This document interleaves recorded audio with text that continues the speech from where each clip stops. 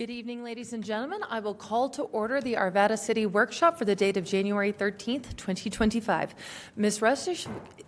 Rush, if you will do the roll call. Mayor Simpson. Here. Here. Councilmember Ambrose. Here. Councilmember Davis. Here. Councilmember Pfeiffer. Here. Councilmember Marriott. Here. Councilmember Rupert. Here. All right. Thank you. We have two workshops this evening. The first is the legislative update for the Land Development Code, and I believe this one will be handled by Planning Manager Rob Smetana. Rob? Oh, forgive me. Yeah, I'll just quickly introduce Rosalind Thompson, who will be leading the presentation tonight, and she's our principal planner. Welcome, Ms. Thompson. Thank you. Good evening, Mayor and council members. Tonight, I will be giving a presentation regarding the updates to the Land Development Code. The amendments to the Land Development Code, or LDC, in this presentation can be divided into two categories. Those that are related to recent state land use legislation, HB 24,007, residential occupancy limits, HB 241152, accessory dwelling units, and HB 1304, minimum parking requirements, and those that are miscellaneous updates to the LDC. The purpose of the amendments is to align the LDC with the state legislation and to clarify, update, and correct items in the LDC. This presentation will begin with an overview of the state land use legislation and the proposed amendments to the LDC to align with the state legislation. Then the presentation will discuss the miscellaneous amendments to the LDC with example of the proposed amendments. The first piece of state legislation to be discussed is HB 24,007, which relates to residential occupancy limits. According to HB 1007, local governments are prohibited from limiting the number of people who may live together in a single dwelling based on familial relationship. However, local governments retain the authority to implement residential occupancy limits based solely on health and safety standards and affordable housing program guidelines. To comply with the state legislation, amendments include replacing single-family detached with single-unit detached throughout the LDC. For consistency, changing the occupancy limit for short-term rentals in Section 3153 of the LDC could be considered. A discussion on this and other items related to short-term rentals will be held at the February 10th, 2025 City Council meetings. Are there any questions about this legislation? I see no lights. Okay. The next piece of state legislation to be discussed. I'm sorry. I didn't realize you were moving on that fast. Okay. The health and safety standards that you mentioned that cities still have authority over implementing. When it comes to occupancy of housing units, is there and what is the limit of number of persons that can live in a unit? Is it based on, the size of the unit? How is that determined around safety and health? I mean, at some point you can't have 50 people living in a one bedroom, right? So how is that determined and what is that for right now? So we would rely on the building code, the occupancy limits in the building code, and also the fire code as well. Mm-hmm. So I'm not exactly sure on the specifics on what those codes are, but as far as health and safety standards, they would be in our building code and our fire code. Okay.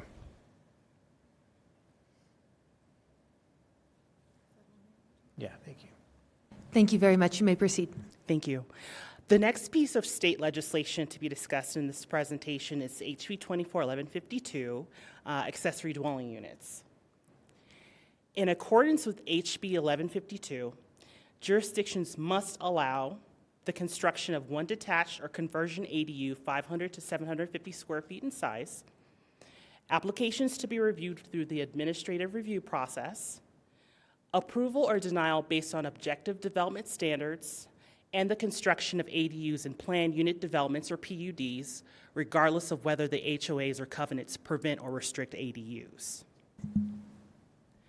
Jurisdictions may allow, under the law, the designation of an existing parking space on the lot for the use of an ADU, require compliance with a development standard that is not a restrictive design or dimensional standard, allow ADUs smaller than 500 square feet and larger than 750 square feet, allow the conversion to or construction of more than one ADU, and define ADUs to include or exclude specific types of housing, such as recreational vehicles or motorhomes. Under the law, jurisdictions may not require that either the ADU or primary dwelling unit be owner-occupied, require the construction of additional parking for ADUs with limited exceptions, require compliance with architectural style, building materials, or landscaping standards that are more restrictive than that for the primary dwelling unit, larger side or rear yard setbacks than those stated in the law, and more restrictive design or dimensional standards to modular ADUs. Quickly, Councilmember Marriott. Yeah, I had a question. When you say a couple of them here, the question was, so this bill requires that we allow ADUs everywhere. Does that mean we also would require or have to allow ADUs at duplexes? So a duplex can become a fourplex instead of just a duplex? Or does that legislation speak to something that's already adjoined housing?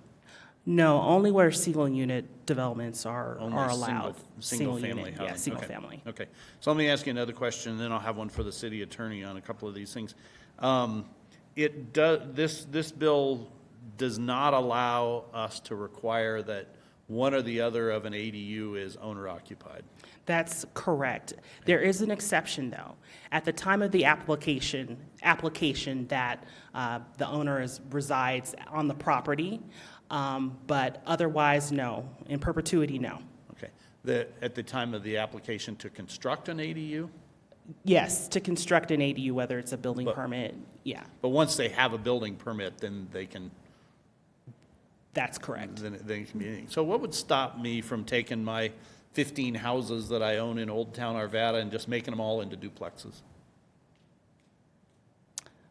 Well, first, the property needs to be zoned for a duplex. So accessory dwelling units aren't considered primary dwelling units. They're considered accessory uses to the primary structure. So they're not considered duplexes. So let me rephrase that.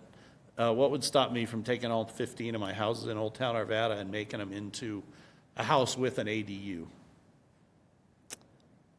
There would be nothing stopping, except there are 3 exceptions in the law.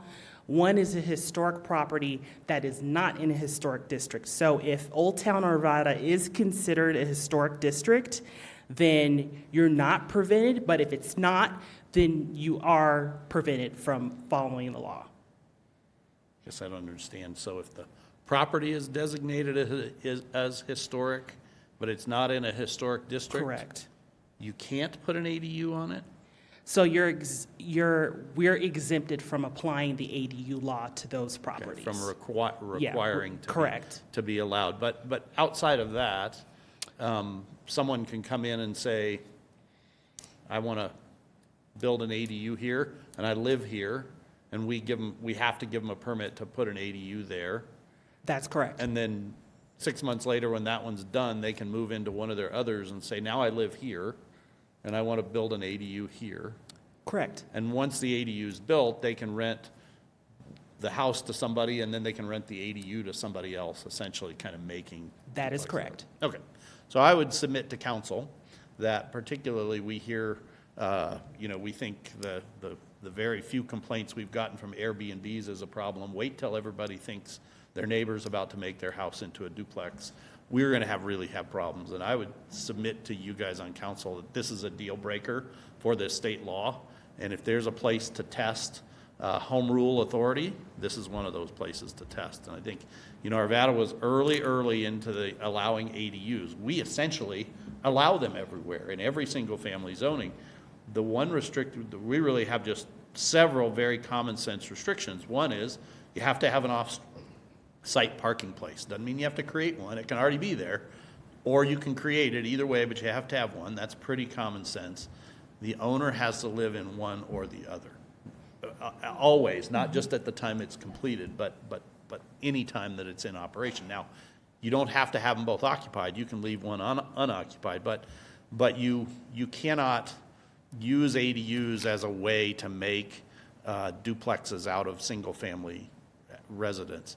And then the third, I think our common sense one is they have to be, and I think you mentioned it, they have to be subordinate to the main house. In other words, you're not constructing a duplex. It's still a house with an ADU. All of those, I think, are common sense things. I think the state overriding our home rule authority and telling us in our community we have to allow ADUs where the owner doesn't have to live in either side could potentially profoundly change neighborhoods. And I think that ought to be something that our community decides through their elected officials, not state legislators under the Golden Dome. And I think we ought to resist that, oppose to that, and refuse to implement that. I think there is absolutely no logic whatsoever to implement that, and unless we hear from our community differently, and I predict that if we went out to our community with this question, our community would very solidly agree that the existing ADU ordinance that we have is correct, and we should follow that, and we should not modify it to meet this state one. Because I can guarantee you the profit margin in the private sector is very, very strong, very, very clever, and they will buy houses even at the price that houses are today, and they will build ADUs on them, and they will rent them out to two separate parties all over the place, and it will profoundly change our neighborhood. So anyway, just my questions and my editorial on this particular subject. Councilmember Marriott, if I may. One of the things that we want to discuss with the council on February 10th is we're going to be talking about short-term rentals. But one thing that we could also consider for accessory dwelling units is not allowing short-term rentals to be utilized in ADUs. So I know that doesn't get at some of the concerns that Councilmember Marriott just raised. However, what that does allow only is a long-term renter to be able to use that housing instead of an Airbnb. I'm just putting it out there as food for thought. We're going to talk about it again, but just something to consider as a way to kind of mitigate the concern. The other thing I'll just add is that the average cost of an accessory dwelling unit, depending on if it's an attached or a detached product, can vary from $150,000 to $350,000, depending on the type of construction. These are not cheap. We've been trying to track ADU construction in Arvada, and on average, I want to say, I've talked with the building official about this a few times, we get maybe 5 or 6 a year. Just a note that we have over 51,000 we have 51,000 dwelling units in the city alone. So the number is very small, and it is because it is cost prohibitive. So just something to bear in mind, too. Yeah. Let me just respond to a couple of those things. I think teeing this up for a discussion on short-term rentals is fine. My own reaction to that, just off the cuff, would be, if you're going to allow short-term rentals, that's a pretty good place to allow short-term rentals because the owner is right there, and so the whole party house thing would be probably a little less of a concern in an ADU than it is in not. But anyway, we can save that for another day. But you mentioned the cost of ADUs. ADUs are still 25 to 50% of the cost of buying a house. And so if you add an ADU and you collect, you spend 30% of the price of buying a rental house in your neighborhood, but you collect 50% of the market rent for a house in your neighborhood, you're still way ahead. And I guarantee you that is enough profit margin for the private sector to be interested in that. And so I don't think the price of them is enough. I think the price of them is a disincentive for someone who's thinking about, maybe we can add on to the house so our adult kids can live there, or so grandma can move in or something like that, and they find out how expensive it is. They might go, well, maybe that doesn't work. But as soon as it becomes a commercial activity, the economics absolutely work when, every house in Old Town Arvada now is $600,000. If you can add an ADU to it for $250,000 and have 2 units to rent, you are way ahead. And I'm sure that's true throughout Arvada. So anyway. Councilmember Marriott, you actually give me a bit of deja vu. I remember discussing these exact points on a panel I was on down at the Capitol.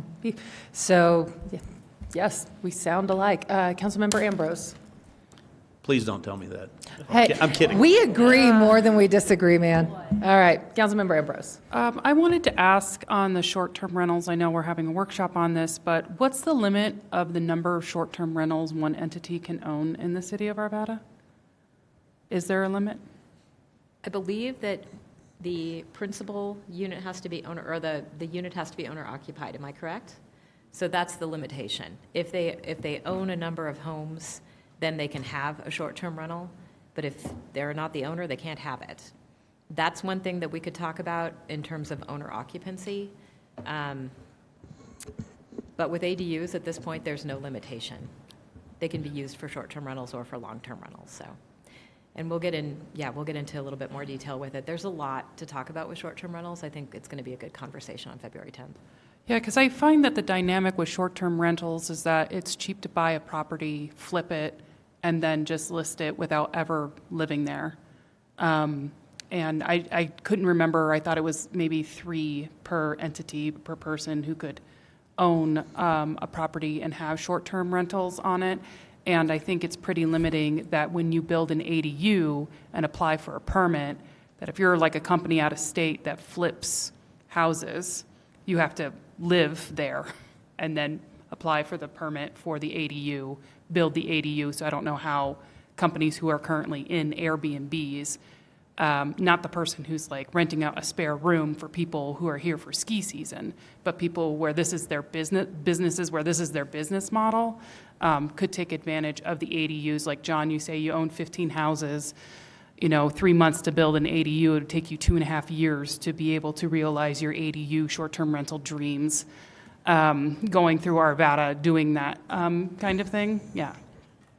Well, you're correct about that. If you could only do one at a time. However, that's a short period of time. And by the way, I'm not advocating for that people build ADUs and do short-term rentals out of them. I would let the market decide that. I'm more worried about the conversion of single-family residence to multifamily residential without the city having the ability to have any control over that. I think that will change our neighborhoods more than anything that we've done in my time around here in Arvada. You would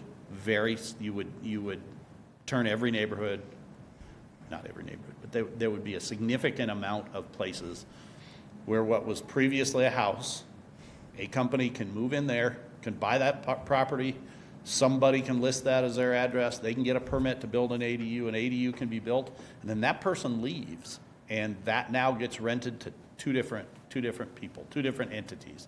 And I guarantee you, the profit margin is there to do that. The reason why you don't see in our current ADU ordinance lots of them being built is because there's no profit motive to do that.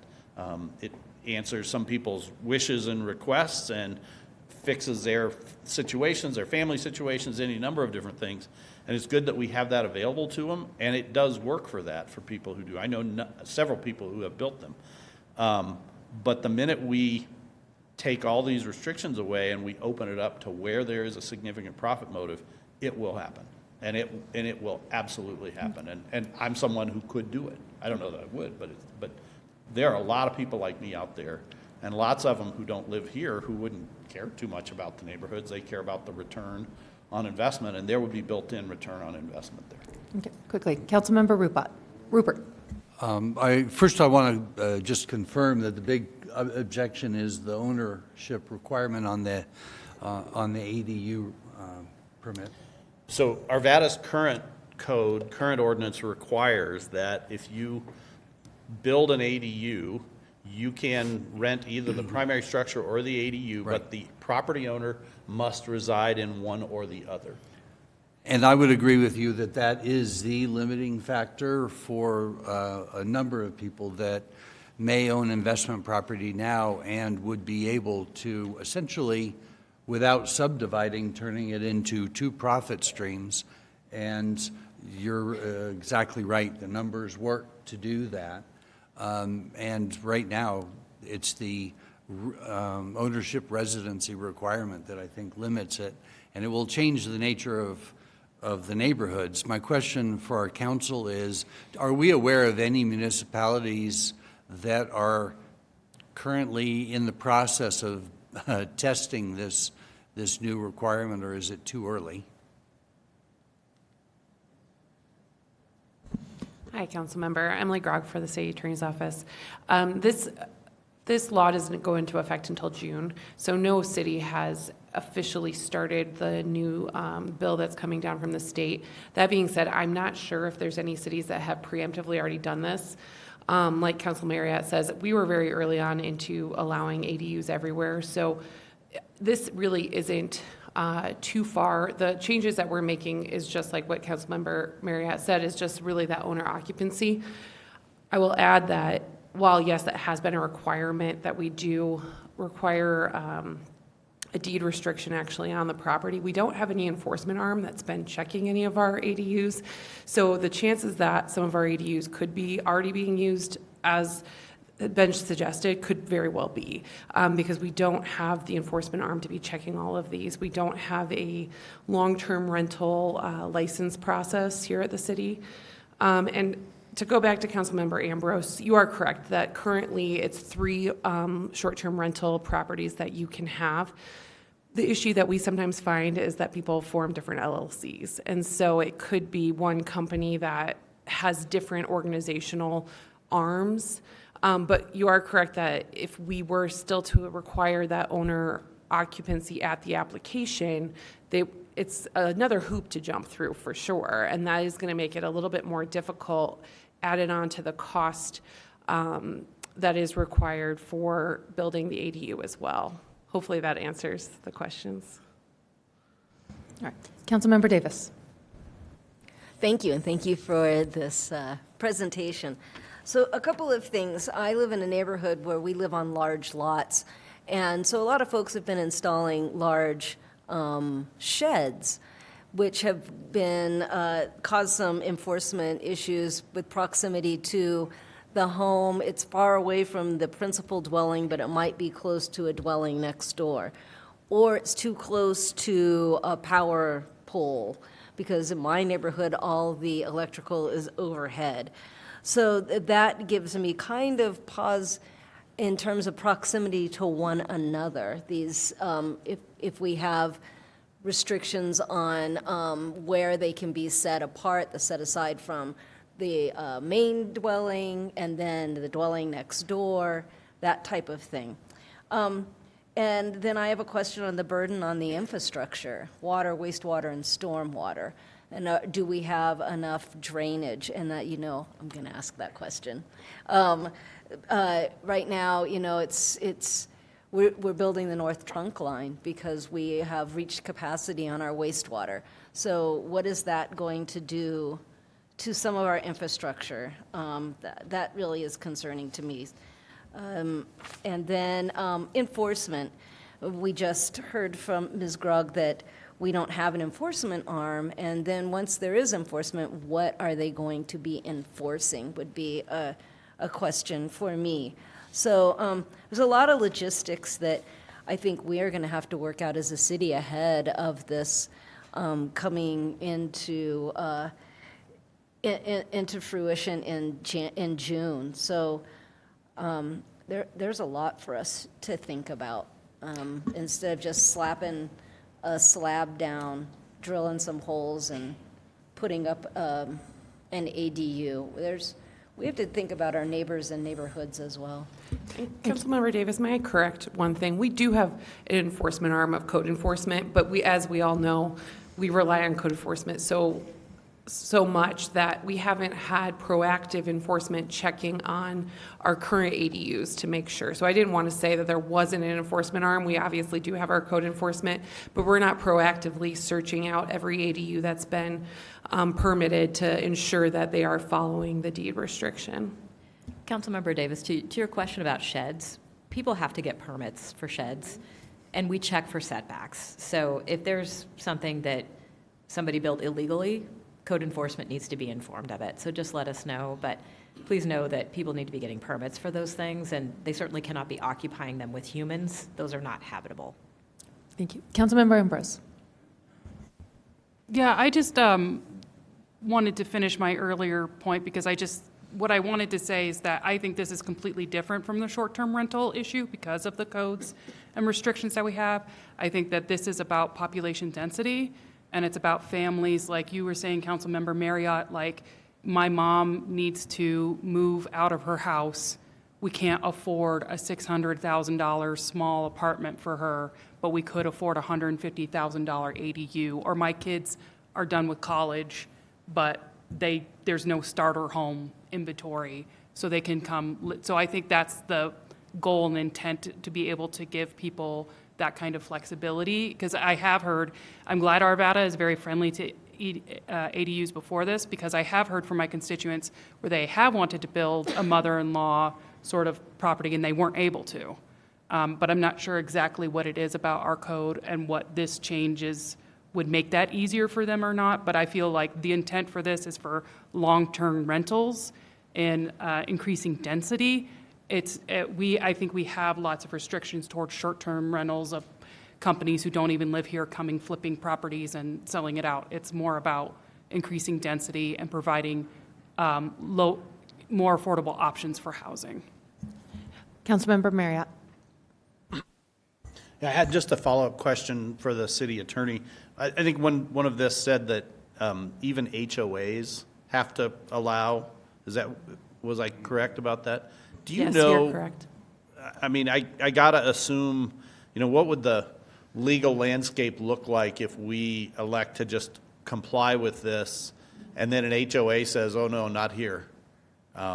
Who sues who? Did the HOA sue us then over us accepting this, or would an HOA then go do a court battle with the state over it, or how would that work? It seems like, logically the HOA ought to be in a battle with the state over it since the state's forcing it, but do we end up on the hook in it in any way? I don't believe so. So here's what I think would happen as a practical matter, that the homeowner who wants to have the ADU and has an HOA who's issued some sort of restrictive covenant, the homeowner sues the HOA, and then they battle it out over the validity of the statute. That's my assumption of how it would come up. I don't know, depending on the size of the HOA, usually they don't have a huge appetite for pursuing the type of lawsuit that would get them across from the state. But what's our position if, let's just give you, for instance, we accept this and some homeowner in Leiden Rock, for instance, maybe someone who lives very close to you, decides they want to build an HOA or build an ADU, and the HOA says, "Oh, no, our covenants don't allow that," but they come to the city of Arvada and get a permit anyway. It doesn't seem like we can deny them a permit based on the HOA. Go ahead. I apologize. That comes up already with things like fences and other kind of design aspects. And our position has always been that that's a private matter between the homeowner and the HOA. So that's actually really not very different from things. We don't enforce covenants, so we don't even necessarily check that. Right, If somebody's okay. coming, we tell them they need to check with their HOA. We don't even know what the covenant Right. is. Right. So it would be very similar, and that wouldn't be any different than something we deal with. We choose to let that stay a private civil matter between the resident and the HOA. But I guess the question then, the disconnect then is that an HOA that has covenants that every resident has voluntarily agreed to, if they get in a court battle with one of their residents over the validity of a state statute, but the HOA is saying, wait a minute, we don't want this statute to apply to us. What's their recourse? How would an HOA who says, "Oh no, not here, we're not," I mean, we apparently have kind of the ability to say no to this and engage the state in litigation to determine whether this can be made to do or not, but does an HOA have that same standing or ability?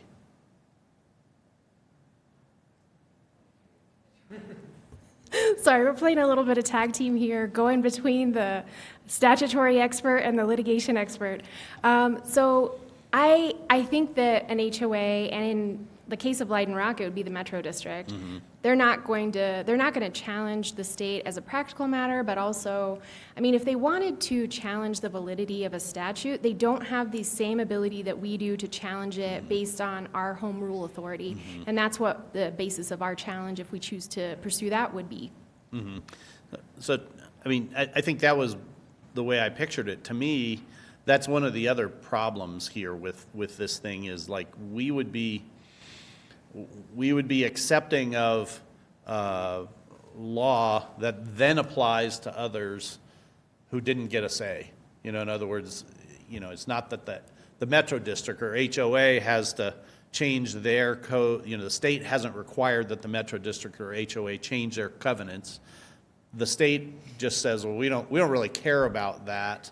We're gonna you know, have the city, we're gonna make the city change their codes, and we're essentially deciding that for someone. I would submit, if nothing else, before we were to accept all this stuff, we ought to, at a very minimum, engage those that this would apply to, like Metro Districts and HOAs and, you know, places that are covenant controlled, that, you know, making a decision for them without their input would certainly not be the appropriate thing to do. Thank you. Councilmember Pfeiffer. It's Rosalind, right? Yes, correct. Is this your first time in front of us? Yes. This is a good one you brought up. We may not want you to come back. No, she may not want to come back to us. She's We're falling happy you're here. asleep. I don't want her to. Have you noticed we're talking here? We can talk to you if you want. Yeah. Oh, okay. Sure. Well, I have to build off his, so I have to point back over here to the attorneys. But Metro Districts are a form of government. So I can tell you, I know the Metro Districts out west, there is a thing where if you build anything on your property, anywhere on your property, you have to get it approved by the Metro District, including all your surrounding neighbors. So I'm trying to picture a 750 square foot ADU being put in a back, we have split rail fences, where somebody paid $250,000 for lot premium because they have views of the mountains, and you're going to block their views. I have to get their signature before the Metro District could even consider letting me put that there on top of the permit. So, I mean, it's an HOA is one thing, but a Metro District is another form of government. So how does that play? I mean, That's an excellent question. I'll look to Ms. Grog on what the requirement encompasses, but I would assume that if HOAs are encompassed, then Metro Districts would be as well. To Mr. Marriott's point, the Metro Districts do not have the ability, like we do, to claim that our authority as a home rule city exceeds that of the state in certain areas. And so they wouldn't have the exact same arguments that we do to actually challenge that law. My assumption is that the restrictions on Metro District requirements would be the exact same as they are on HOAs with restrictive covenants. but I also think that the Metro District is more willing to actually sue the homeowner because they do have more money than an HOA. Regardless of their financial, for the most part, they have more money, and they will hold you to a covenant. I just think it's area that where this is not a thought out. This was way too excited over density and didn't think about the complexity of that. I think you have a few more slides. That's what I was coming to you. I think you have a few more slides because I have a few more questions, but I'm going to let you get through this till I get to the question slide. Okay. Quickly, though, Councilmember Rupert. Well, it's an interesting conversation about who is suing whom, because I think it ends up in the end analysis of instead of an owner suing the HOA is not going to have the pockets for that. They're going to end up suing their next door neighbor, or they're going to be sued by their next door neighbor to prevent them from building something that is in line with the state statute, against the covenants, or it's going to be not a pretty situation. And now you guys realize why the Metro mayors were there against this. So, please. As to ADU supportive jurisdictions, jurisdictions have the option of becoming an ADU supportive jurisdiction.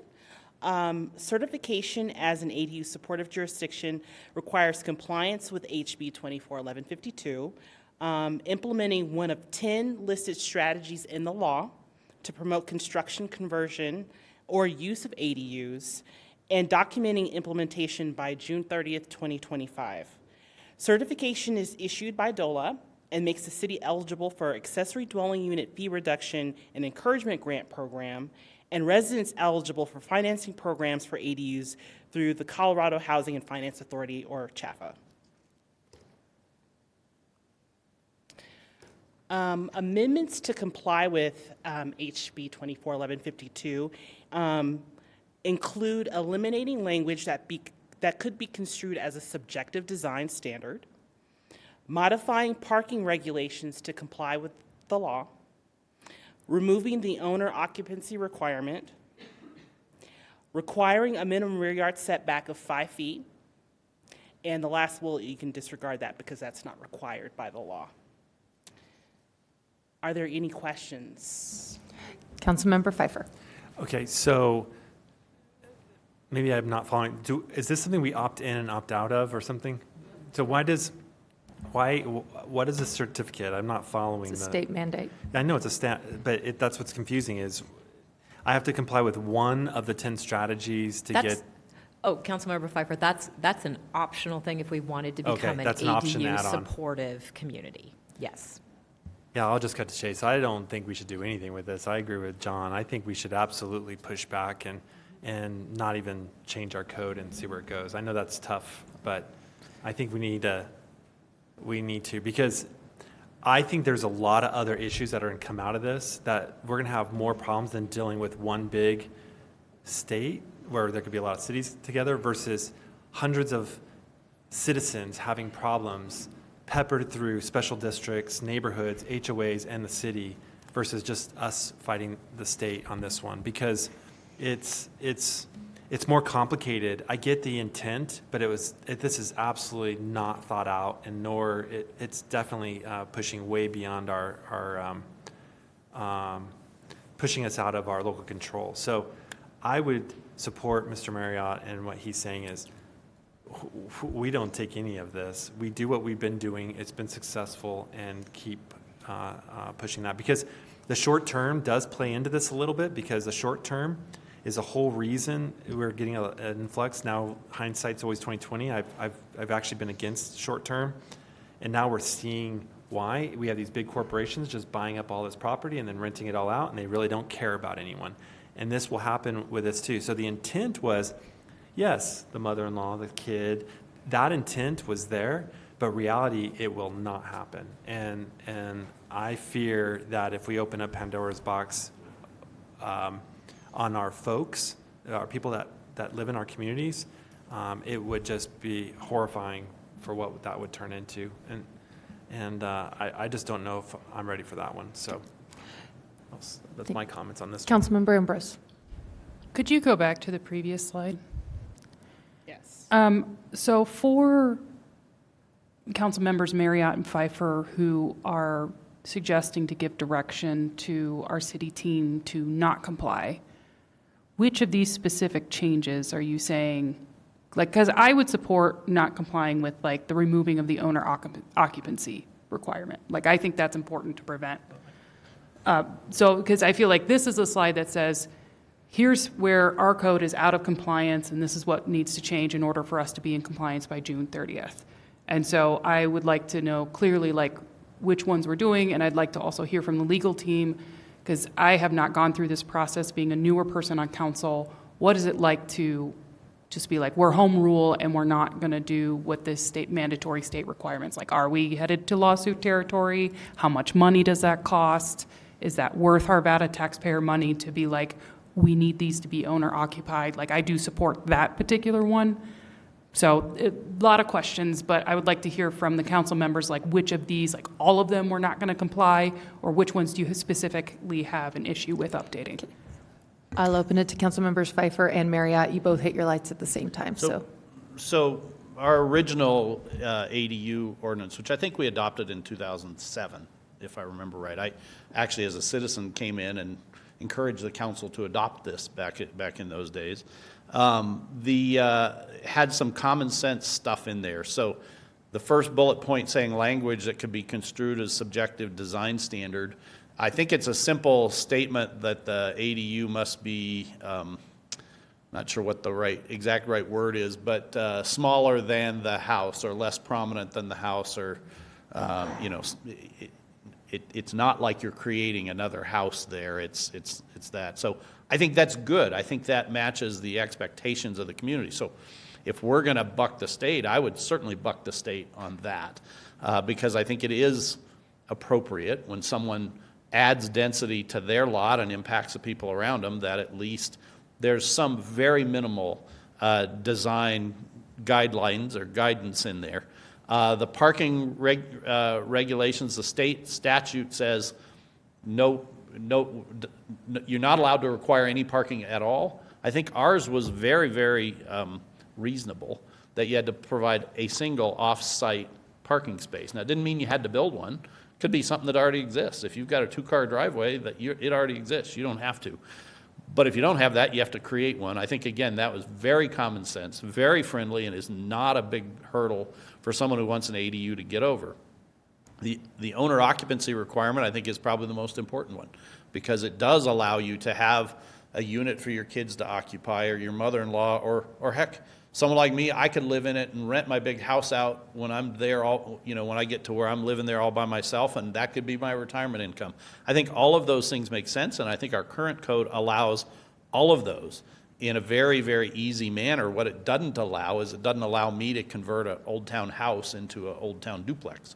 And I think that's good. I think we shouldn't have that. And then the require minimum yard setback of 5 feet, I think that's saying that regardless of the zone district, we don't care what the setbacks are, to comply, that setback has to be no more than 5 feet, which in some places, Mr. Pfeiffer's neighborhood, I would guess, or maybe others, the rear yard setbacks could be 25 feet or 15 feet or large numbers, and this could dramatically change that. And so, I think that's important. I would not change that. I think our current code just allows you to just requires that you meet the setbacks that exist in your zone district already. So it doesn't take setbacks away or add the setbacks if you're creating an ADU. It just, look, let's keep the setbacks the same as everybody else in the neighborhood the way it is. I think that's important too.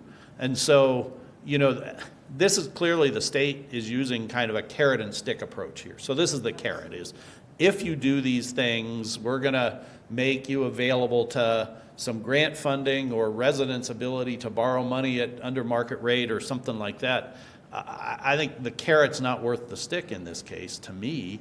I think, Arvada got it right. In 2007, they got it right. And the evidence of that is, in my whole time on council, there's been one time where there have been complaints about an ADU, as far as the creation of an ADU, and that was somebody, kind of how that got approved, or, whatever. It was a unique situation, and it yielded something that was inappropriate. You could drive by it and tell that it's inappropriate. But that's only one time in nearly 20 years. It's just proof that Arvada got it right. And now having the state say, well, you guys clearly got it wrong, here's the way we want you to do it, I just don't see where it's in our interests or the interests of our residents to do that. That's why I would say I would in no way, shape, or form comply with this at this time. And I don't know what the ramifications of that are. I suggest we find out, Well, Yeah. to add on to that, completely echo what he's saying, but the setbacks are even more. I don't think you realize how important the setbacks are when you have a smaller community area. 5 feet's not that far. It is, you can touch it. And with all the fire issues about hopping and everything else, and I'll tell you out west, this would stir up, that discussion alone would stir up, thousands and thousands of households out west, to say, wait, you're allowed to put something that close to my house when you paid for a property that had setbacks that were already decided upon by the city, and that's what you purchased it on. And I know we spent a lot of time, I can't remember when it was, a decade ago, when we looked at the ADUs, we spent a lot of time about setbacks of the ADU itself. And talking about get it right, the one issue we had was because they didn't follow the ADU ordinance. So, yeah, it was pretty much a duplicate house built in there, and they called it an ADU. But, they didn't follow the setbacks. That was the violation of that one house. that just highlights how important the setbacks are. That's why that one popped up in front of us and they complained. And for fire, I think that's important. I struggled when we had an ordinance that allowed 5 feet between the houses. I think it was 5 feet from property line if I got it right. I still think that that's way too close when we made it closer because there was pressure from the industry to condense more houses into a spot. But hindsight now, we should have probably given a little bit more room because now that fire just hops from rooftop to rooftop to rooftop to rooftop, as we're seeing all over the western United States. Just to clarify, it's a minimum setback of 5 feet, not a maximum setback of 5 feet. So I just want to clarify. So I could say still 25 because the other Yes. ones, if you go back a couple pages, I think that's what got me is what we may not require, which is a larger size or rear yard setback than those stated in law. So I'll defer to Rosalind. That's correct. 5 feet is correct. Is So the is a minimum. minimum and a So I could say maximum? 25 feet Yeah. away, No, we can't say 25. It has to be 5. So it's- 5 maximum. Yeah. Minimum and maximum. Okay, so thanks for the clarification. What it means is that the city's code cannot require somebody to have a setback greater than 5 feet. Doesn't mean if you voluntarily, if you want to build an ADU and it's farther than 5 feet away from the property line, that's fine, you can do that. But we can't say you must maintain a 25-foot setback to a rear property line. Or, it takes away our ability to decide what the setback should be in a zone district. It requires the state saying, your setback is 5 feet if someone's building an ADU, regardless of what the setbacks were when the place was developed and regardless of how close anything else. I think I'm correct with that. That's correct. Yeah. Thank you. And I just wanted to jump in really quick because I know we've had a couple of questions about what this looks like moving forward. What are our next steps if we want to keep our ordinance the way that it is? And so we had discussed this a little bit before, but I wanted to make certain that tonight all of you are looking at this, and I think you're doing a fantastic job of this so far, and making notes of what is important to you about our current ADU ordinance and requirements compared to what this state statute might require us to do. What we're going to do later is come back to council in executive session and provide legal advice to council related to the pros and cons of how this might reach legal action. And so the reason I felt like it was really important for this to come to council first as kind of a factual issue, so you understand what's important, is that you'll be able to weigh the risks and determine what your risk tolerance is, knowing what we might be required to do and how important that might be to council as a whole. So I hope that makes sense. We will be coming back to you with additional legal advice and information on what might happen if this is not something that the council wants to proceed with. Thank you. Mayor Pro Tem Mormon. Thank you, and I really appreciate the conversation. And to answer that question of what's important, I think that especially around the owner occupancy requirement, to be able to maintain, the character of our neighborhoods and to have that ability, and we're going to be talking about short-term rentals, which we are seeing having an impact in some places on the character of our neighborhoods. So I think that is really crucial to maintain, and I think Councilmember Pfeiffer and Councilmember Marriott have brought up some other points on these bullets. So I will be looking forward to our conversation in the executive session about risk and all, but I'm certainly leaning towards not changing our statute, our code at this point, based on the need to have this ability to control and look at how we impact and how these neighborhoods could change based on these amendments that are being proposed.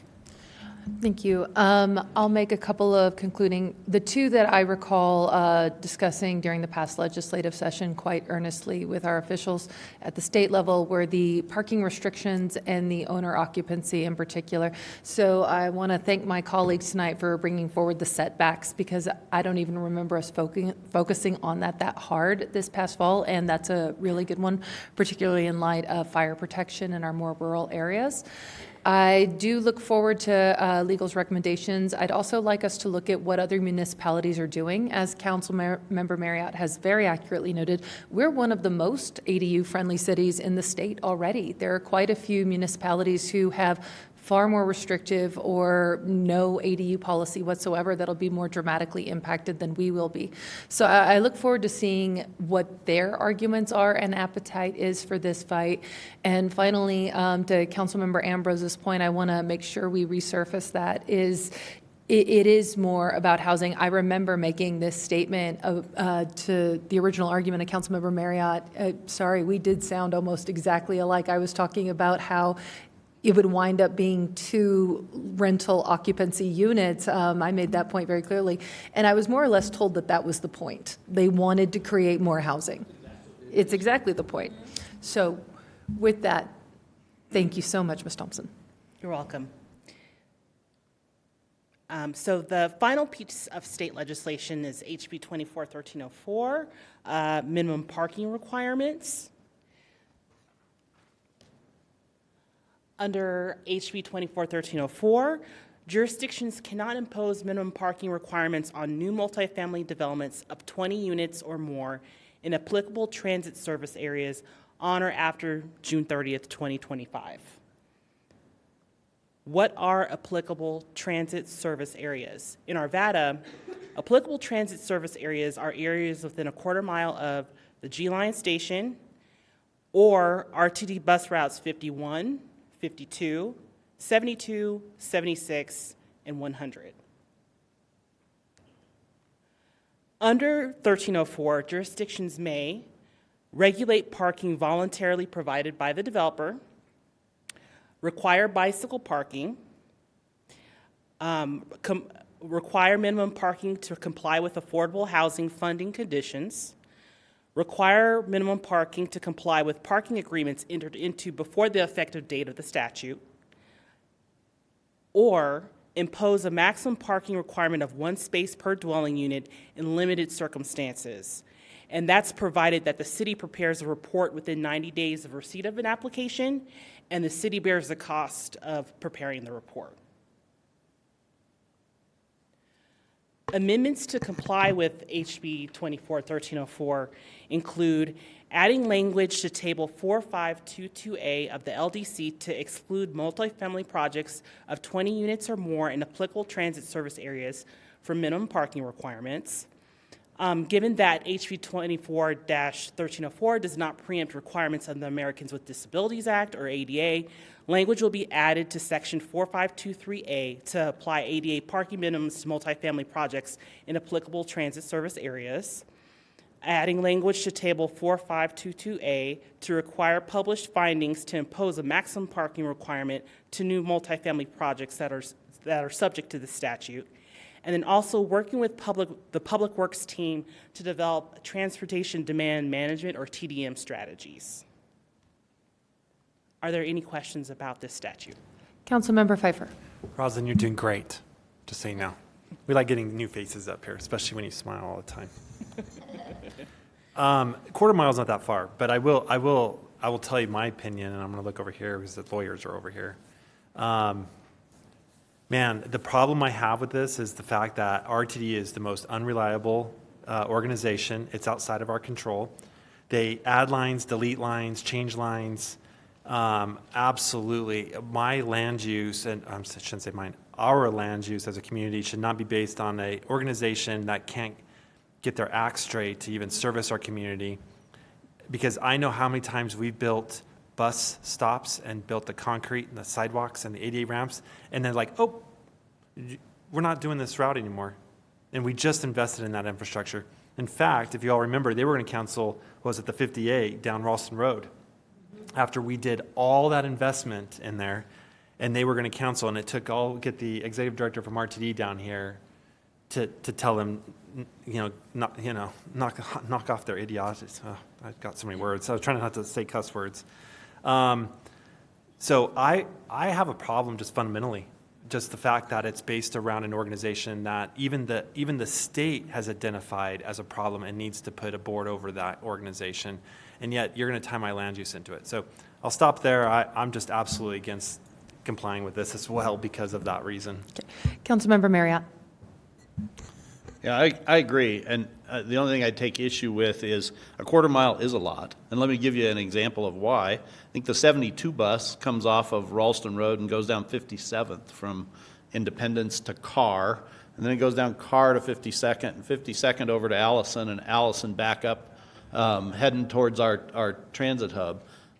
You would take and have no parking minimums from a quarter mile of both sides of 57th Avenue. Well, that's everything from the G-Line Railroad tracks, where there are no stations, all the way to Ralston Creek. That's a huge swath of place. And in fact, there was an apartment building built right there, kind of above the parking lot of Walmart there, right off 57th. If that were built under these proposed rules, they would have built no parking there because it would have been cheaper to do. And the residents who live in single-family houses, whose houses were built in the 1950s, would suffer the cost of that. It's not that the parking would be free to the developer and to maybe to the future residents who live there, but it certainly wouldn't be free. I mean, there would be a consequence of that. And so that's just one little story. There would be hundreds and hundreds, potentially more. I think of the state's actions, this is absolutely the worst of their actions. And it completely shows their complete disregard for the difference in communities in the state of Colorado. Look, there are places in urban Denver where it's probably completely appropriate to build housing with no parking, and everybody just competes for the street parking, or you can live a transit-oriented lifestyle if you want, where you don't actually own a car, or you just take Uber, or you take public transit. I'm certain that there are places like that. The state legislature is essentially saying every place is like that, and we clearly know it's not. Arvada is absolutely not like that. And I think this potentially can be very, very damaging to us. I think we have been very responsive to changing times with our parking requirements, and I haven't seen multifamily projects around here overparked. In fact, they're almost always underparked. The only complaints I ever get are people who say, well, so-and-so always parks in the visitor parking, and when my mom came over, she didn't have anywhere to park, and I had to park around the corner, and can't you make them not do that? That already happens where we require parking. Imagine if we don't. And so this is, again, another one of those, I think we should refuse to comply. I don't believe we should change our code for this. I think our code definitely matches the character of our community. It matches the expectations of our residents. We are doing exactly what's expected of us. We have been flexible and are willing to have conversations with our community about what this should be and balancing these competing interests. But to have the state dictate to us that this is what's going to be, I think is completely wrong. And I would encourage us to communicate with all the other cities, because we are absolutely not alone in my viewpoint of this. Other cities feel similar.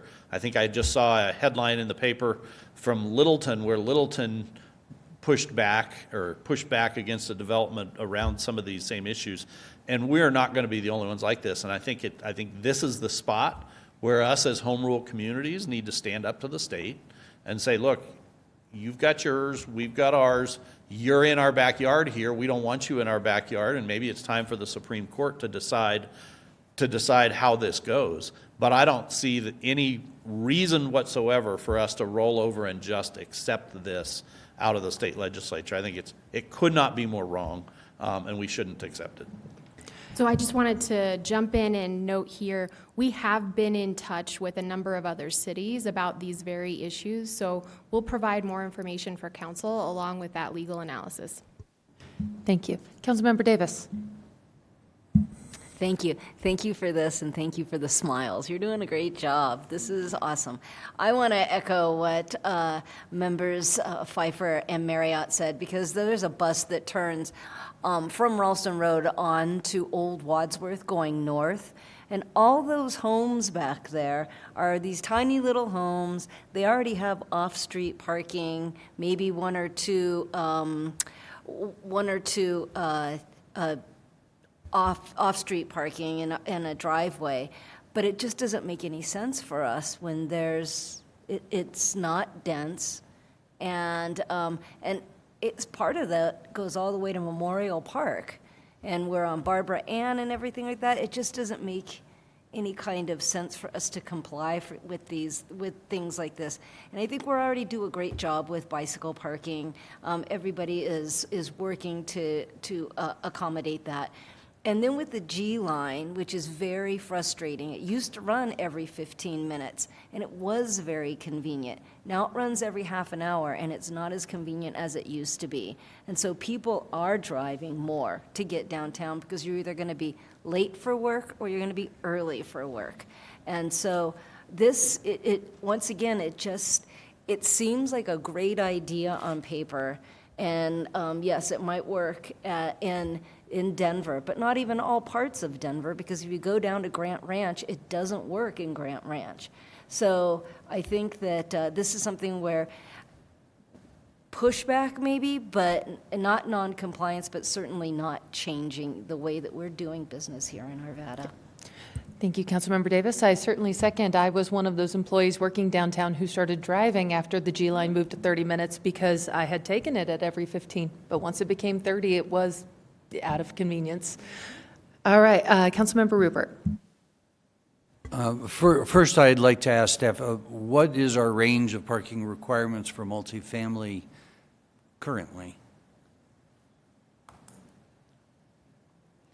I don't know off the top of my head. Rob might know. The one thing I also just want to put out there is that this does not preclude a developer from choosing to provide parking. So if they do that, we are then obligated to regulate that parking on the site. So this doesn't tell them they can't build it. They just don't have to. Our parking requirement, it depends on unit, bedroom size. So it's from studio to 3-bedroom. It ranges anywhere from, I believe, half to 3 spaces, depending on where you are in that range. And then we do have parking reductions for affordable housing built in locations near transit already built in. Sure. So and we would expect that. And so what I wanted to get to was this mystery report that if we want to require 1 parking space per unit, I'm curious what is required in this mystery report, what would justify in this mystery report that 1 space per unit? Yes, so we have to provide publicly published written findings that find that not imposing or enforcing a minimum parking requirement in connection with the housing development project would have a substantial negative impact. So the written findings have to be supported by substantial evidence that supports the finding of substantial negative impact on either safe pedestrian, bicycle, or emergency access to the housing development project, or an impact to existing on or off-street parking spaces within 1/8 of a mile of the housing development project.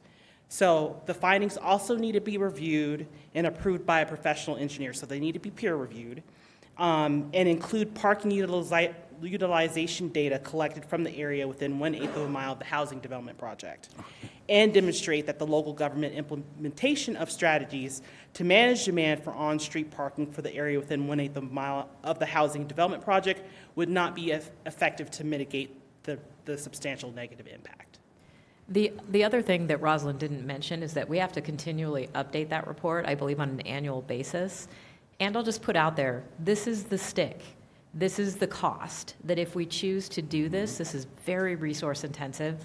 This is an unfunded mandate for us to have to go after. We're going to have to hire a traffic consultant to do this. So we're just putting it out there that if we do codify that regulation, we are going to be bound by that, and it's pretty resource intensive. And this just gets us to 1 parking spot per unit. Correct. Not more than that. So if we have 3-bedroom units, sorry, we're still on just 1 spot per unit. Correct. And I will say that staff is always going to negotiate with a developer to make practical decisions. But at the end of the day, if that's the law, then that's the law. Councilmember Pfeiffer.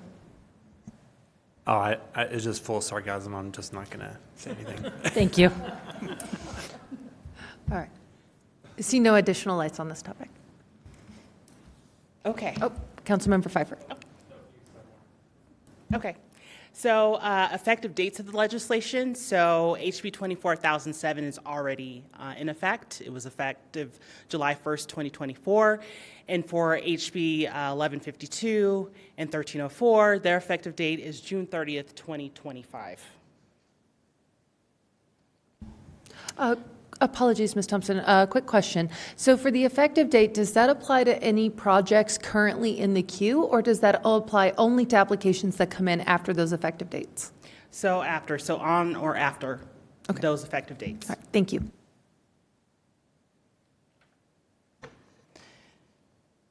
Okay, so on to the miscellaneous land development code amendments. The next few slides are going to be an overview of the LDC amendments and examples. The amendments fall into three categories. First, those that clarify and refine existing LDC regulations and definitions to approve administration, and those comprise approximately 53% of the amendments. Second, those that update technical and substantive requirements to align with city policy. Those comprise approximately 32% of the amendments. And finally, those that correct typographical errors, omissions, and incorrect provisions for clarity.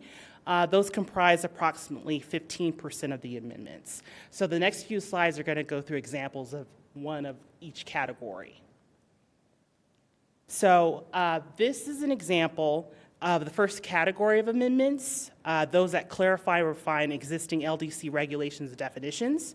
Here in the purpose of section 2131 of the LDC, the facilities listed in the Parks and Open Space zoning district is under inclusive. Staff is proposing to add language to broaden the types of facilities, including government facilities, to be included in that list. Here's an example of the second category of amendments, updating technical and substantive requirements. In Table 2142A, mixed-use suburban lot and building standards, the maximum outdoor display area percentage is not called out, it's a dash. For consistency with other tables and sections of the LDC, 0% will replace the dash in the table. And finally, here's an example of correcting typographical errors, omissions, and incorrect provisions. In section 5123C2C of the LDC, the two different types of metal panels are not distinguished. In the prohibited materials, it says the following materials are prohibited: metal panels with corrugated appearance with exposed fasteners. This is an example of an omission, the omission of the word or. So or will be added to convey that metal panels with a corrugated appearance are separate from metal panels with exposed fasteners. So are there any questions about the miscellaneous amendments? I see none. That concludes my presentation. All right. Are there any other questions? Councilmember Pfeiffer. I just want to tell you, we're frustrated with the state, as you know. I know it's your first time in front of us. You did a fantastic job. Indeed, you did. Very professional. So we always tell the staff to bring somebody new up once in a while. This was a tough one, so appreciate you coming up here and doing that with us. And just understand, we're just frustrated with the state and some of the top-down approach. So if anything felt personal, it wasn't on you, just so you know. But you did a fantastic job. Yeah, you did great. Thank you so Thank much you. for your presentation. Really did. Thank you so much for being a part of our team. All right. Oh, Councilmember Ambrose, please. Apologies, it seems we have a question. I don't know if this is for you, Ms. Thompson. I was wondering with the LDC updates, I remember a case that was brought before us where I think it was the land development code was in conflict with a zoning update. With the comp plan was in conflict with the land development code. Right, so are we doing any updates to bring those into alignment so we don't have where the comp plan and the LDC are not aligned? Are there any plans for addressing those issues? So I am unsure. I know we're going to be eventually updating the comp plan itself. Okay. But as far as the miscellaneous amendments, those are just Right, like policy. what you listed. Exactly. Okay, and so those inconsistencies or incongruities will be addressed when we update the comp plan? Okay. Correct. Thank you. All right, Councilmember Pfeiffer. I have one more, maybe Rob, maybe you, since you have history, either one of you is fine. I don't know if, remember when we had and maybe John might remember, we had the fence gentleman on, On Ward. Oh, Sims, yeah. There was a conflict, I think, in the LDC, but is there anything in there that we can correct that so that that gentleman didn't have to go through all of the red tape to get to really rubber stamping a yes? There was a major modification required because of the lot configuration, and we said you can't have a 6-foot fence along a frontage of a lot.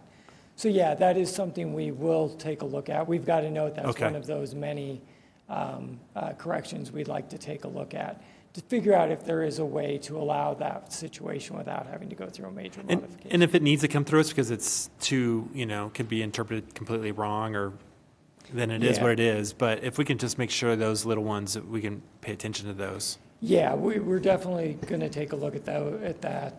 That's, again, one of the issues we're going to deal with. And, we try and make the code work for 95% of situations. There are those oddballs, but we're going to take a look at it and see if we can find a way around that. Okay, thank you. Thank you. All right. I will close our legislative update and move us into our next workshop, which is the Americans with Disability Act ADA program and ADA transition plan updates. And this goes to our new Director of Infrastructure, Jacqueline Rhodes. Thank you. Good evening, Council. So tonight I'm here to talk to you about our ADA program. And once we get the slides up here, we're going to cover an overview of the program, talk a little bit about how this work aligns with what you directed us to do in your City Council strategic plan. And we're going to talk about the progress of the program. Now, it's been some time since we've given some updates in our infrastructure annual report, but we haven't talked to you about specifics of the ADA transition plan since 2021. And so it's time to show you what we've done since that time and talk a little bit about what things will look like moving forward. Here tonight with me are a number of team members. Our ADA coordinator, Ann Foster, will be presenting some of the content of this presentation, but I also wanted to acknowledge available for questions. We have our GIS manager, Sergeant McDonald, our senior assistant city attorney, Laura Hemler, should be online. She's our expert from the attorney side. And we even have our city engineer, Claudia Vaughn, and our pavement coordinator, Christine Biddle, here tonight. So a number of us are here supporting various work throughout the program.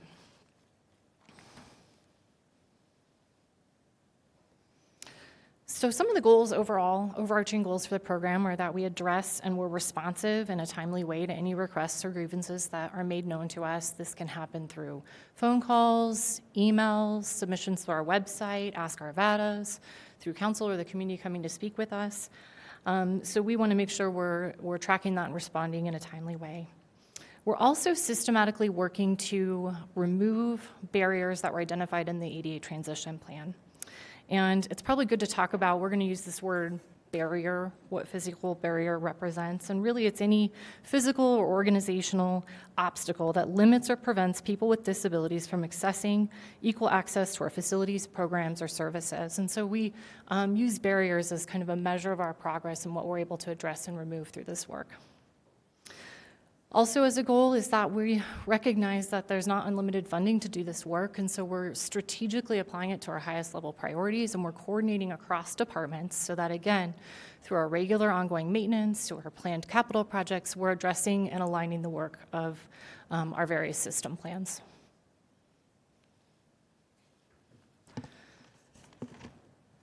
So the work of the ADA program is aligned in multiple ways to the direction you provided to us through your City Council strategic plan. Some of the work system services are outlined on this slide across both the infrastructure work system and our VCN work system. Of course, it's embedded in our implementation principles for D, E, I, and A that are listed in the plan. And specifically in the physical and technology systems, strategic goal number 3, to improve internal and external accessibility to information program systems and services. So that kind of becomes the golden thread that we build our work through to align with the strategic plan. So I'm going to start by talking about some of the specific ways that we do that and the measures that we use. These are what we refer to as our internal implementation plans and some of the ways that within our programs, again, we're tracking that work through the golden thread that aligns with the broader direction you've given us. So one of the first items, I already mentioned this is a program goal, but we're tracking and managing all the accounting related to any accommodation request or grievance submission to us. I show a snippet here of our Accessibility City webpage. This outlines a number of our procedures, links you to the process, and again, we're able to track everything happening there. Another measure that we take a look at is how are we making progress in the plan? And this plan, as Ann is going to present later on in some slides, is a living document. It's something that we continuously update, but we'd like to formally bring you an update every 5 years, and that's part of this presentation tonight that we'll talk to you about is in 2025, what the updated transition plan process will look like.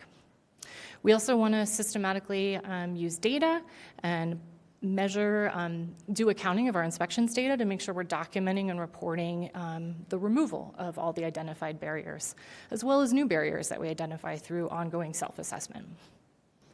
So we'll share, again, a preview of some of this reporting tonight, and we'll talk about that.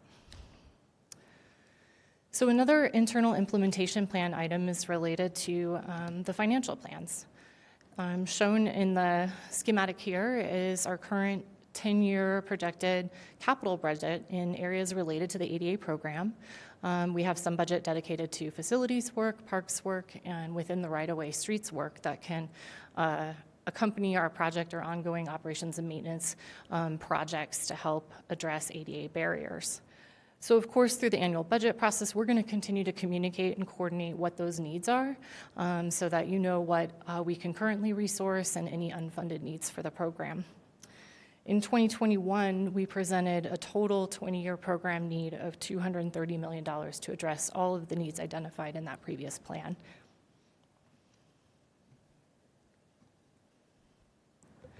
So this is a citywide program. We might be up here talking tonight with some representatives from infrastructure, but I wanted to emphasize that this is a citywide effort and a full city team. So we, of course, have some direction provided to our teams and our programs through our steering committees, through our leadership team. I mentioned Ann Foster tonight as our ADA coordinator, kind of at the center of that, making sure that our ADA transition plan is aligned with other system plans, but there's a number of different discipline leaders that are also supporting that work. So I talked a little bit about the data management with GIS. We have our communications team, our legal team, a number of team members listed here, as well as some area leaders across city buildings. We know our city parks, athletic complexes, and golf courses, as well as our engineering teams and maintenance teams that are working within the right-of-way.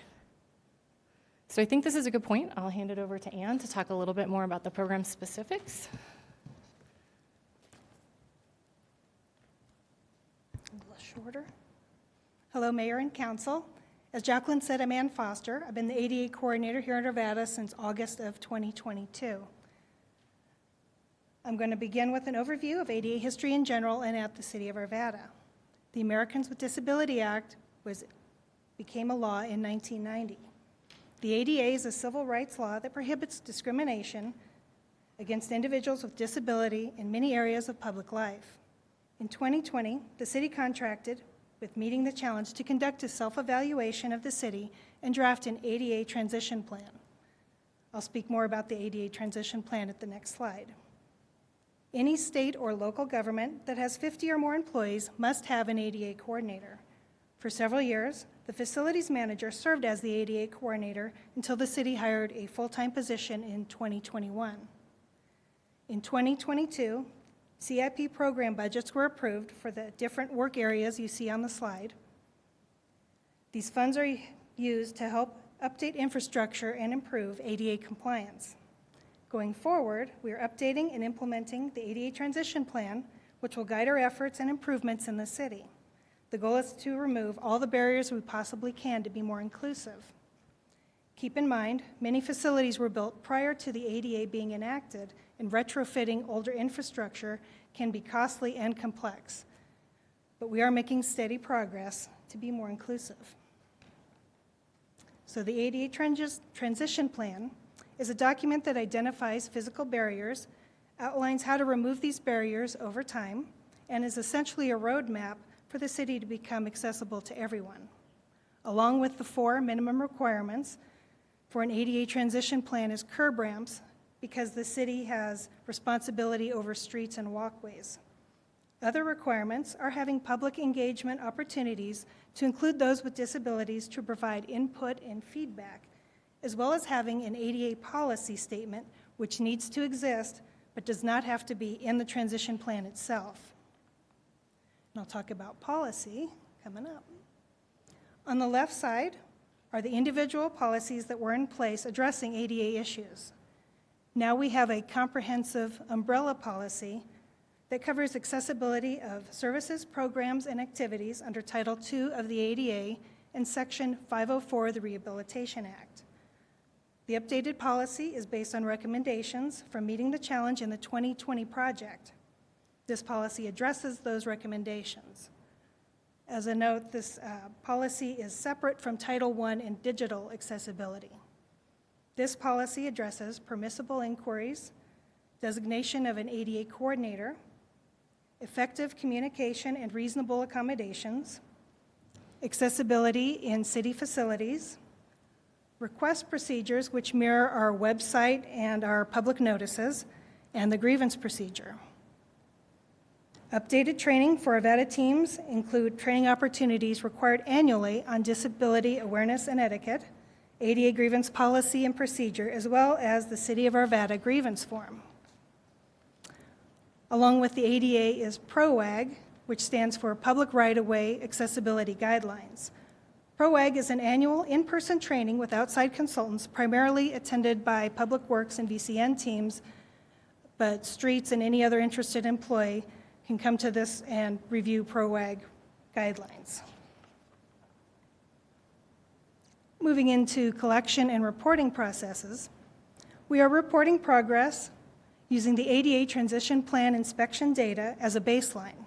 We track the barriers that are removed through routine maintenance and capital improvements and are presenting a % compliance for each facility as represented in this formula. The snippet on the left is from Survey 123, which was developed to capture data from curb ramp inspections. I'll go into some of the data we have for other infrastructure on the next few slides. Starting with city buildings, most upgrades so far have been to the Arvada Center and City Hall, as they were prioritized in the draft plan and new building inspections were done. The transition plan, as Jacqueline said, is viewed as a living document, so these numbers will change. Barriers will be added as buildings are purchased, while other barriers are removed through maintenance and updates to existing buildings. We are showing the 2020 barrier count, but not everything was out of compliance when the self-evaluation was done. And overall, we are reporting 64% compliance. We know more barrier removals have been done than are shown here. The documentation and tracking is not completely represented in these counts. There's more work to be done to create a more accurate and cohesive picture.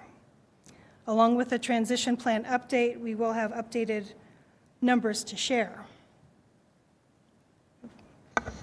Mayor Pro Tem Mormon. Thank you. I'm sorry, I'm not following clearly we have, 2,583 barrier count and 3% has been removed. How are we in 64% compliance? I'm not following that.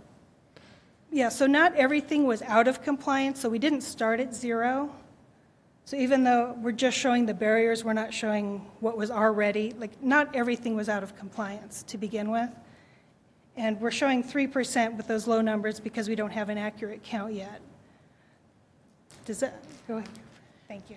We have inspection data well beyond that 2,583, and so we didn't depict that here, but we have multiple attributes that are collected through all of our inspections. And so basically the total number of inspections performed was much greater than this number. Okay. This number just represents the barriers that were prioritized. Thank you, that in the helps. plan. That makes a lot of sense. Thank you. Thank you.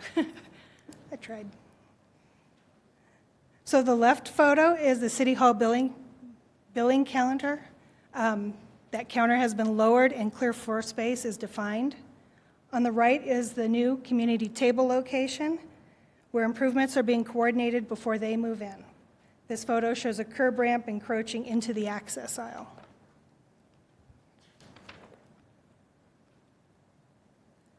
During the self-evaluation, 113 outdoor recreation facilities were inspected. Like building inspections, not everything was out of compliance. There were over 3,500 barriers documented, but the overall compliance is, for 2024, is at 72%. As of 2024, 7 park upgrades were completed, 2 are under construction, and 4 are in design. 3 playgrounds have been renovated, and 2 more renovations are in progress. The photo on the left, McElvoy Playground, has different play components for different ages and abilities. There's accessible routes and an accessible picnic table. The middle photo is Harold Lutz Parking. The accessible spaces are paved, and there's an accessible route to get to the restrooms and the ball fields. On the right is the west lot of Gold Strike Park. This is also planned to be completely paved, have 3 accessible parking spots, and just outside the fence you see a picnic table. It's not currently on an accessible route. That's going to be moved. There's going to be more picnic table spaces, and they will all be on an accessible route. Quickly, Councilmember Davis. Yes, thank you for this. This is fun, and I'm glad that we're making these strides to improve our compliance. So in this slide, it's city parks, athletic complexes, golf courses. I'm just wondering, is a barrier considered access to a building, the way to get into one of our buildings? And the example I'm using is the clubhouse at Westwoods. I was kind of, that building's not very old. It's 5 or 6 years old. Right. And if you were to try to access that, there are plenty of accessible parking spaces, but if you were in a chair, you can't get into that building. And you can't get into the restroom. There are no actuators for the doors. I thought that that was very interesting for a building that was newly built. And then also, I know that there are levels that if you push the door open for an emergency exit, there's It's a push poundage. assist. Yeah. Yes. That front door on the at Westwoods is difficult to open for an able-bodied person, let alone maybe a child. So I was just wondering, has that been assessed? And then also, how did that building not have to comply with ADA requirements? I do know that that building was assessed. I mean, there's been so many assessed, and you know, I've gone to new places, a brand-new shopping mall, and the accessible parking is wrong. Like, it happens all the time, so it's not that it's right that it happens, but things get missed, and I don't know what happened there, but I appreciate you bringing it to my attention. Oh. Walk that entire building. I did see a gentleman had taken his mother to have lunch there. She had to go to the restroom. I helped her go to the restroom because he can't go into the ladies' room. So there are just some things that I thought were kind of obvious that were missed. A lot of things seem obvious to me as well. There's no right answer for that one. I understand the frustration, and actually the accessible approach and entrance is priority 1. It's 1 through 4. To get into a place and then to reach the goods and services, and 3rd is the restroom, and 4th is called other, but if there's pay phones or a place to sanitize your hands, drinking fountain. So, but I know I know that was one of the buildings assessed, but Well, the exciting part is they do have a lower counter at the bar.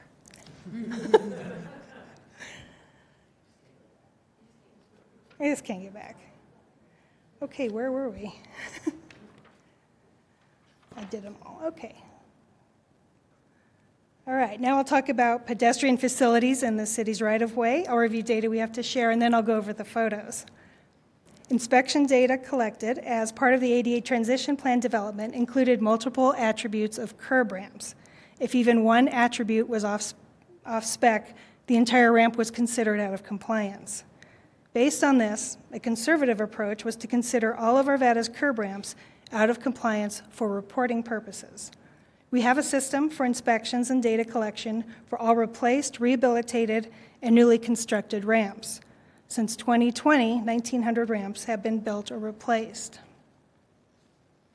There are over 100 signals in Arvada, and each signal has several attributes and criteria. So one signal may be reported to have several separate barriers. Examples may include a pedestrian push button out of reach range and the timing of a crossing. Over the last few years, 32 pedestrian signals have been updated, increasing the overall compliance of these assets to over 80%. As you see, we did not list sidewalk and crossing data here. We are still in the process of collecting data. The city, based on meeting the challenges recommendations, did not inspect or collect data in the 2020 assessment for sidewalks less than 36 inches wide. Additional work is needed, however, teams are advancing this through the sidewalk assistance and missing sidewalk programs. On the left photo, this heavily damaged curb ramp and gutter was brought to our attention by someone who uses a manual wheelchair, and he was having difficulty using this intersection. The location involves some collaboration because the intersection has cross-ownership and maintenance with Arvada, Westminster, and CDOT. The design work is done, and we're moving forward to complete this project. The next photo is the bus stop on 53rd. It's located on a pork chop median, and there are no curb ramps to allow access to those with mobility issues. The bus stop is being moved to the east, and the design to add curb ramps here is complete. This project will go out to bid in Q1. Next over, the Arvada Library parking. It shows overgrown bushes narrowing the access aisle path. Even though the Old Town reinvestment plan is currently unfunded, improvements can be made through maintenance to cut back the weeds, cut back the brush, and leave the access aisle open, so a low-cost fix there. The last photo is a pedestrian push button installed during the Ralston Road project. It's on a level surface, and the button is within reach ranges. So that is our good example there. We're going to shift from physical to digital accessibility, so I'll turn that part back over to Jacqueline. Well, I know we're here tonight to talk about the ADA transition plan, but I didn't want this to go unsaid. A separate effort is underway to ensure that we are digitally accessible as well. So this slide shows our digital accessibility statement, and I just wanted to report that internally, while we have an initial version, version 1.0, say, of our digital accessibility transition plan, we've assembled an internal committee who's looking at that plan and working with a consultant to do a deeper evaluation and create the 2.0 version of that plan to keep us in compliance for July of this year. So that work is also underway. We'll be reporting back status of it. I just wanted to acknowledge that that is also happening here. Councilmember Pfeiffer. Can I bring up the digital side? Yeah. Because that's a heavy lift. Yeah. I don't know if council understands how big of a lift that is, but that takes years and lots of resource time and hours. I'm talking thousands of hours per person. Is there a way to track the usability of everything we did? So in other words, is there a way for us to know, can Craig narrow down of the millions of resource hours we use to do this, what is the utilization that supported the accessibility? Does that make sense? So example, if there's something that somebody can't see very well and they wanted to download something that they can look in a different format, how often is that happening? Because I'm trying to choose my words wisely here. Even though we are the most accessible state now, I don't know if you all know that, but we are the most accessible in this perspective. But man, I can't stress how many hours. You guys are not putting how many hours it's taking you all to do this. And it's something that this council cannot take lightly. It's costing us a lot of money to do this. And I'm not saying it's wrong. I'm just saying it's a heavy lift. So don't make this a little thing. This one piece is huge. it's equal to as many ramps and sidewalks we need to fix in the city. So I just want to be clear and make sure the council understands that, because I think the staff here is being a little nice about it, because I think it's a huge lift on them. Thank you for Councilmember that. Davis. Sorry. Yes, I agree, Councilmember Pfeiffer. You have the right man on it, in Craig, because when I did this with a former employer and I worked with Craig closely on that, it was amazing.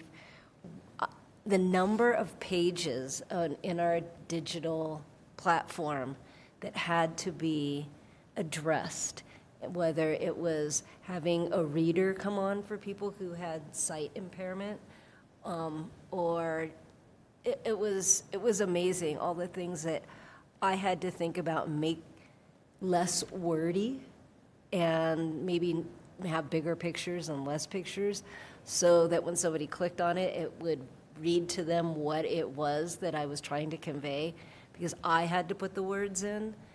Yeah, this is a monumental lift, and I can't, every time we change something, then they have to change it, then IT has to change it, and it's eye-opening once you're the person who has to go in and write the subtext for the picture, or keep everything, making sure that everything is exactly correct. Yeah, I just give an example I have one GIS map that we have to put on the website.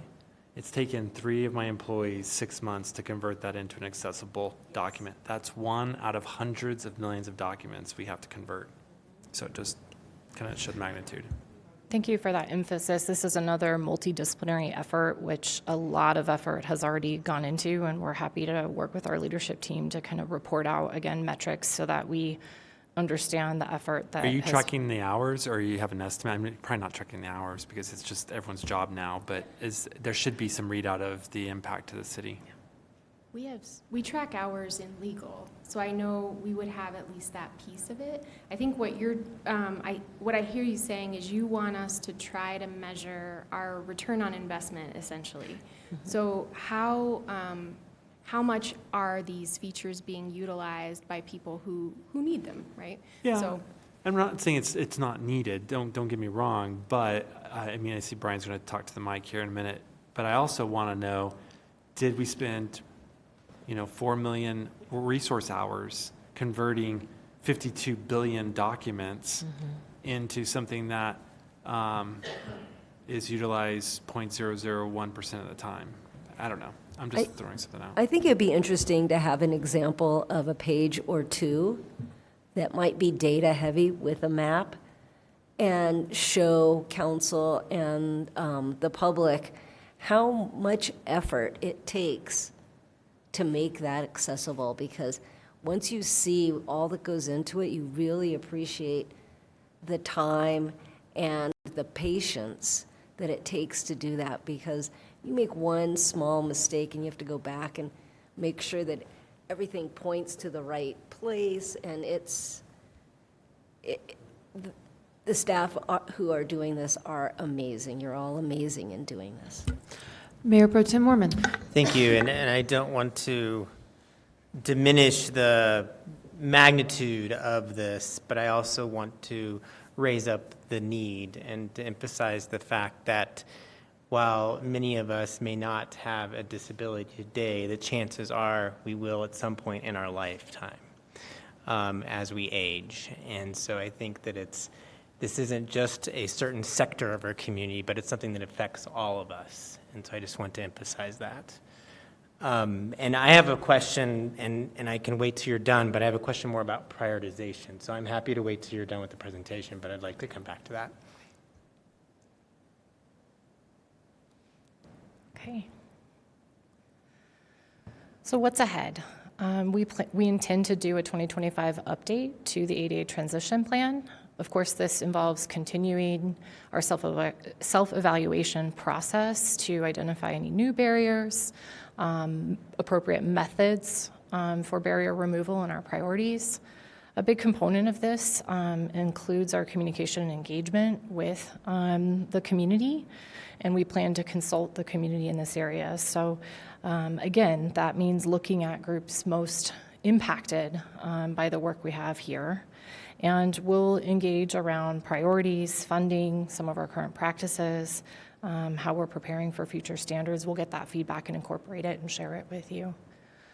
This will involve updating our implementation schedule and what resource estimates, updating some of those resource estimates that we had provided previously.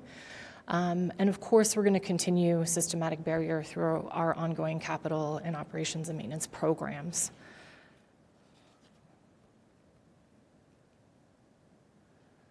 So before we open it up to questions, our plan is to come back this summer after we've done some of that initial work, share with you the findings, but wanted to open it up to hear what specific feedback, what else you'd like to hear from us throughout the process so that we, when we come to bring back the findings, we can have a productive discussion. Mayor Pro Tem Mormon. Thank you. So I will come back to my question. And first of all, thank you for all the work. It is a major task to assess all of these barriers that we have in our community. And I guess, Mike, looking forward to the next steps when you come back, I guess my request is, given all of these barriers that are out there, these physical and digital that we are looking at, how do we best prioritize? Because we've got $231 million that we need to address the need, and we obviously don't have that funding. So, my question is, what are the greatest barriers that impact our residents? And are we using that as a criteria to figure out what are we doing first and where we are prioritizing? So I would like to see, as part of the assessment that comes back, of what are all those barriers, what are the ones that come to the top that have the biggest impact on our residents? Does that make sense? And is that being used to then look at how do we prioritize moving forward? That's excellent feedback. And again, we can do a little bit more, not only through our community engagement plan, but work with you and our city teams to dig into the priorities for each facility or type of infrastructure and what lens we're looking at that through. It's a giant elephant, so we've got to figure out how do we attack it one piece at a time. Absolutely. Councilmember Pfeiffer. Ann, it's nice to meet you. Thank you for taking care of one of our residents in Line Rock. She fell on her her driving little thing and was found in the street, and you the next day got a concrete pad put down. It wasn't just me. I know It there's is a always team. collaborative. There's a team, but your voice helped advocate and echo throughout the That's nice to organization. hear. So Thank you. I just wanted to say thank you. I had a personal experience, and within 24 hours or whatever it was amazing. And as you saw, they sent a thank you note. Hopefully you got it eventually, but she sent it to me. If not, there was a beautiful little handwritten note to the team from her, because she still writes notes. She doesn't send emails. That's awesome. I appreciate it. And this is a big thing, just like Mayor Pro Tem Mormon was saying, this is a big thing. And it's hard to decide where it goes because this is multifaceted. So I'll make a few comments. One is, it does take a lot of work systems to pull together, because I also think one of the things that I advocate for is really around the ADA compliance around parking spaces and preserving those spaces. I've seen somebody stuck in their van because somebody parked too close to them and they couldn't get out. So it's not just the city stuff, but eventually we'd like to get to the private, like the grocery store lots and so forth. And this ties probably into our parking enforcement discussion that I would like to weave into this. But the infrastructure part of sidewalks and the ramps and the trajectory, and then it affects the road, and then it could affect the sub-utilities. It's a big apple to bite onto and try to solve it with one swoop. So I'm looking forward to the prioritization discussion as well. And one thing that we're all accustomed to are the ramps. Like I was noticing when I was just in San Diego, I noticed that the ramps are not like what we're doing, but they were all new. So I don't know if even what we're doing, or did they not comply? I started questioning the way we are doing ramps versus how they're doing ramps. But even the able body gets used to using the ramps, because when I catch when there's not one, I end up rolling my ankle because I forget there's not a ramp there. So I think it's just a custom good way to just make it safe for everyone. Yeah, it's a So- universal design. It that is a way. universal It's not design. just for someone with disabilities, so. It is, and It so helps there's, everyone. it's really nice when there's new ramps put in and it's all done. I know when you go in and do a signal, it's a heavy lift. That signal is $1 million intersection that has to be redone, and a lot of it is to get it compliant, and a lot of concrete work around it as well. So I appreciate the fact that we go in and we do it all at one time and try to get it done. The one that will get us is when do we start widening the sidewalks in these older residential areas? And that's a tough discussion because we know the complexity associated to it. But those older aging communities are the ones that might need it the most, but it's probably our most costly one to get done per foot. So I look forward to the conversation. Great work. Thank you for being here, and thank you for your presentation. Did a great job tonight. Appreciate your time. Councilmember Rupert. I'm interested in the frequency and nature of requests that we get from our citizens about where are the challenges, what do they want to see, how often is that happening? You know, it's hit and miss, but I would say on average, maybe about once a week I get contacted, either Ask Arvada, email, phone. I think I've only had one actual grievance put in. And it varies. Some people, there is a ramp, like the one at 80th and Sheridan. Like, that was something, obviously, we had to bump up to priority and get to. Other things have been the narrow sidewalks at Robinson Way. You know, they're like a foot wide, and doesn't this comply with ADA? Well, when it was built, it did comply with standards. So sometimes, you know, I can't fix everything, but I can, you know, educate a little bit. And it's kind of like you said, the biggest bang for your buck. It's hard to prioritize something like widening a sidewalk there when there are sidewalks that are more used at more public places. Okay, one a weekish. And are these barriers primarily that we're hearing about? Yeah. Primarily physical barriers, digital barriers, as we were talking about? What's the nature of? Most of them are physical barriers. Some of them are access to programs. We had one person who could not access the Ask Arvada online, needed the plain text, and the person she contacted, Cindy, said, you know, well, you can make plain text there, but that still didn't work. So we worked with her, and now Cindy just prints out a copy that's plain, no colors. So she gets that every month in the mail. And so it's just changing how we do business a little bit, change, you know. All right, thanks. Councilmember Ambrose. Yeah, I also want to thank you for your work. I noticed one of the things you talked about was the bus stop on Wadsworth. That was something that I brought in for Ask Arvada, and it's funny that it's easier to move the bus stop than it is to create 3 curb cutouts and work with CDOT, because I know that's part of CDOT. It's easier to move the bus stop than it is to work with CDOT and put 3 cutouts in that pork chop. It's like, I mean, it's so small. Yeah, CDOT. So I appreciate the We might know a update guy. on that, because there is somebody who is a wheelchair user who's one of my constituents who tries to use that bus stop, and every day he has to be just in the street risking getting hit by a car. And I just wanted to point out that when people think about disability, they often think of wheelchair users or people who need canes. But really, when you increase access for one community, you increase access for everybody, because like a senior-friendly community is a family-friendly community, because now I'm able to move my stroller. Now I'm able to, if I walk my cat in a stroller, like, I'm serious, like, you know, or, you know, when you try to get into a restaurant with strollers, not cats, but humans, you know, but you try to get in and you can't, because you can't get through the door. There's not enough space. And then just think about, you know, if you have a foot surgery and you have one of those cool knee scooters and you realize, oh, for 8 weeks I really can't go anywhere because there isn't accessibility. So it affects all of us at all stages of life. And I think people don't realize how much of a value add increasing accessibility is for a friendly community, for families, for seniors, for pet owners. Just, it affects everybody. So I really appreciate the tremendous amount of work for making things more accessible. Yeah, thank you. Thank you. I see no additional lights. Thank you so much, Ms. Foster, both for your work for the city as well as for your presentation this evening. Thank you. All right. Thank you, Ms. Rhodes. All right. With that, we have staff updates. Ms. Haley, anything from you tonight? Nothing from me, thank you. Ms. Morris?